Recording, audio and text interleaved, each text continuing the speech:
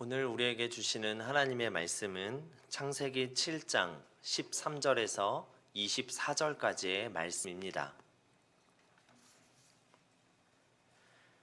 오늘 우리에게 주시는 하나님의 말씀은 창세기 7장 13절에서 24절까지의 말씀입니다.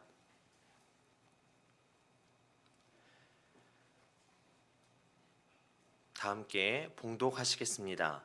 곧 그날에 노아와 그의 아들 셈, 합, 야벳과 노아의 아내와 세 며느리가 다 방주로 들어갔고 그들과 모든 들짐승이 그 종류대로 모든 가축이 그 종류대로 땅에 기는 모든 것이 그 종류대로 모든 새가 그 종류대로 무릇 생명의 기운이 있는 육체가 둘씩 노아에게 나와 방주로 들어갔으니 들어간 것들은 모든 것의 암수라. 하나님이 그에게 명하신 대로 들어가매 여호와께서 그를 들여보내고 문을 닫으시니라. 홍수가 땅에 40일 동안 계속된지라. 물이 많아져 방주가 땅에서 떠올랐고 물이 더 많아져 땅에 넘침에 방주가 물 위에 떠다녔으며 물이 땅에 더욱 넘침에 천하의 높은 산이 다 잠겼더니 물이 불어서 15규빗이나 오르니 산들이 잠긴지라. 땅 위에 움직이는 생물이 다 죽었으니 곧 새와 가축과 들짐승과 땅에 기는 모든 것과 모든 사람이라. 육지에 있어 그 코에 생명의 기운에 숨어 있는 것은 다 죽었더라. 지면의 모든 생물을 쓸어 버리시니 곧 사람과 가축과 기는 것과 공중의 새까지라. 이들은 땅에서 쓸어버림을 당하였으되 오직 노아와 그와 함께 방주에 있던 자들만 남았더라. 물이 150일을 땅에 넘쳤더라. 아멘. 오늘은 먼저 성도님들께 질문을 드리면서 설교를 시작하려고 합니다. 이제 2022년 카타르 월드컵이 점점 다가오고 있습니다. 축구를 좋아하시는 분들에게는 4년마다 열리는 월드컵이 참 기다려질 것입니다. 제가 드리고자 하는 질문은 이런 축구 경기를 할 때 심판이 있어야 할까요? 없어야 할까요? 네, 심판은 있어야 한다고 모두들 말씀하십니다. 그렇다면 심판의 역할은 무엇일까요? 심판의 역할은 경기 중에 반칙이 생기거나 할 때 적절한 판결을 내릴 뿐만 아니라 전체적으로 경기가 원활하게 공정하게 잘 진행되도록 돕는 역할을 합니다. 우리 모두는 축구 경기와 같은 스포츠 경기를 할 때 심판의 역할이 참으로 중요하다는 것을 알고 있습니다. 이런 심판자의 역할은 비단 스포츠에만 국한되지는 않습니다. 이 사회 속에서 일어나는 사건, 사고 등에 대한 판결이 필요할 때 법을 집행하고 판결을 내리는 심판자와 같은 역할을 하는 판사가 있습니다. 만약 우리나라에 법정이나 판사와 같은 사람들이 없다면 이 사회는 평화롭고 안전하기보다는 오히려 불편하고 혼란스러우며 사건, 사고는 더 많이 발생할 것입니다. 이처럼 심판자 혹은 판사의 역할은 굉장히 중요하며 죄를 지은 사람은 마땅히 벌을 받고 억울한 사람은 보상을 받으며 선한 사람은 칭찬을 받고 좀 더 윤택하고 나은 삶을 살 수 있도록 돕는 역할을 하는 것이 바로 법이고 심판자일 것입니다. 이런 관점을 가지고 오늘 본문에 나오는 하나님의 심판, 즉 노아의 대홍수 사건을 바라보려고 합니다. 사실 알게 모르게 기독교인인 우리조차도 하나님께서 세상 끝날 날에 심판하신다고 하면 먼저 두려움이 앞서기 마련입니다.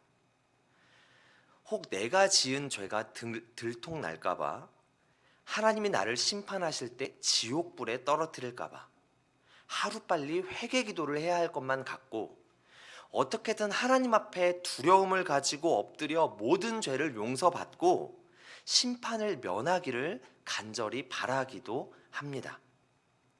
그렇다면 적어도 오늘 본문 속에서 보여지는 이 하나님의 심판에 대한 그 의미는 무엇일까요? 과연 오늘 제가 정한 이 말씀의 제목처럼 정말 심판은 우리에게 생명을 주는, 생명을 위한 심판일까요? 오늘의 말씀은 하나님께서 대대적으로 인류를 심판하신 노아의 대홍수 사건을 다루고 있습니다. 노아 가족과 동물들은 방주 승선으로 시작된 이 홍수는 40일간이나 계속되었습니다. 그로 인해 세상은 물로 가득하게 되었고 땅 위에 움직이는 모든 생물들은 멸절당하게 되었습니다. 이런 사실을 명확하게 보여주는 본문은 죄악으로 가득 차 이 세상에 대한 하나님의 심판의 엄정성과 두려움을 분명히 드러내고 있습니다. 그러나 본문은 비단 이 심판에 대한 두려움만을 보여주고 있지는 않습니다. 진노의 심판 중에도 하나님은 자비와 긍휼을 베풀어 주셔서 노아와 방주에 함께 있는 자들을 구원하셨습니다. 즉 생명을 주신 하나님의 사랑 또한 선명하게 드러내주고 있는 것입니다.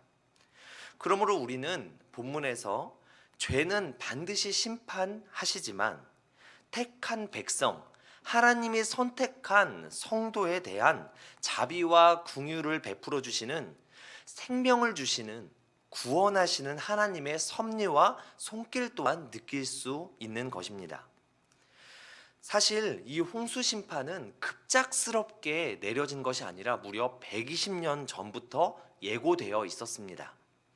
노아는 하나님의 경고를 받아들였지만 그 외 사람들은 노아를 미친 사람 취급하며 멸시하고 비웃었습니다. 사람들의 죄는 끊임없이 퍼져갔고 그로 인해 수많은 사람들은 죄의 굴레 속에서 허우적거리며 살아갈 수밖에 없었습니다. 오죽하면 하나님께서 사랑으로 만드신 이 사람의 죄악을 보시고 한탄하셨을까요? 끝끝내 하나님의 경고를 지속적으로 무시한 사람들은 결국 대홍수에 쓸려감으로 모두 죽게 되었습니다. 반면에 하나님께서 선택하신 노아와 그의 가족들, 그리고 암수 한 쌍의 짐승들은 구원을 받게 됩니다. 앞서 말씀드렸듯이 하나님은 무려 120년 동안이나 기나긴 세월을 회개의 기회를 주셨던 것이죠. 하나님께서는 은혜로우시고 자비로우시며 노하기를 더디하시기에 이 세상 모든 사람들이 구원을 얻을 수 있도록 충분한 회개의 기회를 주시는 분이십니다. 하나님께서는 오늘날에도 이 최후 심판을 성경 속에서 수차례 말씀하시고 회개할 것을 촉구하시고 인생의 모든 죄인들이 회개하기를 오래 참고 기다리십니다. 베드로후서 3장 9절에는 다음의 말씀이 있습니다. 오직 주께서는 너희를 대하여 오래 참으사 아무도 멸망하지 않고 다 회개하기에 이르기를 원하시느니라. 이 세상 속에 죄에 따른 벌이 있고 선한 일에 대한 보상이 있기 때문에 우리는 이 사회 속에서 어떻게든 죄의 본능대로 살아가려 하지 않고 윤리를 지키며 살아가고 악한 일보다는 선한 일에 힘쓰면서 살아갑니다. 이와 마찬가지로 하나님의 심판이 있기에 우리는 지금이 은혜 받을 만한 때요, 지금이 구원의 날임을 마음에 새기면서 우리 앞에 놓인 이 구원의 기회를 절대 놓쳐서는 안 됩니다. 그리고 또 우리는 오늘 본문 속에서 한 가지 심판자에 대한 다른 어떠한 권위를 보려고 합니다. 제가 앞서 서론에서 말씀드렸듯이 축구 경기할 때 심판에게는 권위라는 게 주어집니다. 그래서 만약 반칙이 발생했는데 선수들이 항의하고 아니라고 아무리 우겨도, 당사자조차 아니라고 우겨도 심판이 반칙이라고 하면 반칙입니다. 심판이 볼 때 공이 선을 넘어 아웃이 되면 그건 아웃이고, 심판이 볼 때 이 공이 안쪽에 들어와 인이라고 하면 그것은 안쪽에 있는 것입니다. 심판이 경기 끝을 알리는 호루라기를 불면 그 축구 경기는 끝나야 하고, 반면에 심판이 호루라기를 불지 않으면 경기는 계속되는 루즈타임으로 접어들게 됩니다. 이처럼 심판이 하는 결정은 모두가 존중하게 되는 것이죠. 하나님의 심판도 마찬가지입니다. 홍수 심판을 일으키신 분은 하나님이십니다. 또한 이 대홍수 사건이 발생했을 때 사람은 결코 그 웅장한 홍수 속에서 스스로를 구원할 수 없습니다. 즉 기독교의 구원관에 적용하여 말씀드리면, 인간은 범죄로 인해 전적으로 타락하고 부패하여 스스로 구원할 만한 어떠한 의도, 선도 행할 수 없는 존재라는 것이죠. 우리의 본성은 부패했기 때문에 생각하는 일이나 행하는 모든 일이 악할 뿐이라고 성경에 기록되기도 합니다. 이처럼 우리는 내가 구원을 받고 싶다고, 내가 어떻게든 구원을 원한다고 해서 구원을 받는 차원이 아니라는 것입니다. 오히려 우리의 구원은 하나님께 속한 것입니다. 방주의 문을 닫으셨다고 오늘 본문은 말씀하고 있는데, 즉 홍수 심판을 하셨던 그 하나님께서는 인간의 구원의 문 역시 직접 여시고 닫는 분이라는 것입니다. 이것이 바로 하나님의 주권입니다. 그렇기에 우리가 믿음으로 구원을 받는다고 할 때 이 믿음 역시 하나님이 주시는 은혜의 선물이라는 것이죠. 그 선물로 우리는 생명을 얻는다는 것입니다. 사실 노아가 하나님을 믿고 말씀에 순종함으로 홍수 심판의 구원을 받았죠. 그렇다면 이 노아는 다른 사람과 특별히 다른 그런 인간이기에 구원을 받았다고 말할 수 있을까요? 아닙니다. 오히려 노아도 처음부터 하나님을 알만한 지식이 풍부한 사람이라고 볼 수 없습니다.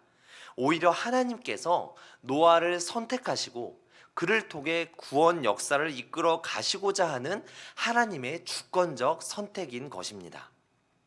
이와 같이 구원은 전적으로 심판자이신 하나님께 속한 권한입니다. 구원이 하나님께 속한 권한임을 우리가 분명히 인정할 때 우리는 오히려 내 안에 있는 두려움과 죄책감으로부터 자유로워진다는 사실을 알고 계신가요? 내가 죄를 지어 내 느낌에 나는 구원받을 수 없을 것만 같고 마지막 날에 하나님이 나를 심판하실 것만 같은 느낌적인 느낌이 들지라도 하나님의 주권적인 선택에 의해 선택받은 우리, 성도된 우리는 하나님께서 우리를 반드시 구원하실 것입니다. 그렇기 때문에 성도된 우리는 하나님의 은혜로 생명을 얻은 자입니다. 그렇기에 우리는 오늘도 찬양하고 내일도 찬양하고 우리를 구원하신 그 하나님을 찬양하며 하나님께 우리의 마음을 토로하기에 조금도 부족함이 없는 것입니다. 말씀을 정리하면서 심판이란 죄를 지은 사람들에게는 합당한 처벌로 다가오지만 죄를 짓지 않고 살아가는 사람에게는 더 나은 삶을 살 수 있게 해주는 것입니다.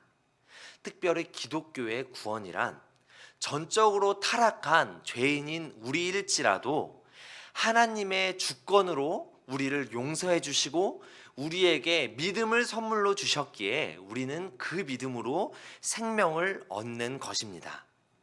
즉 하나님을 믿지 않는 사람들에게는 여전히 하나님의 심판은 두려움으로 다가오는 반면에 하나님을 믿는 성도들에게는 생명과 기쁨과 평안과 환희와 같은 것들로 다가오는 것입니다. 여전히 세상은 무슨 심판이 있냐, 이 와중에 무슨 교회를 다니냐라며 성도를 우습게 볼지라도 전혀 우리는 위축될 필요가 없습니다. 하나님의 그날에 하나님께서는 믿는 자들을 구원해 주실 것이기 때문입니다. 그렇기 때문에 우리는 두려움이 아닌 기쁨으로, 단절이 아닌 소통으로 오늘도 믿음을 저버리지 않고 하나님을 향해 나아가시는 저와 모든 성도님들 되시기를 간절히 소망합니다.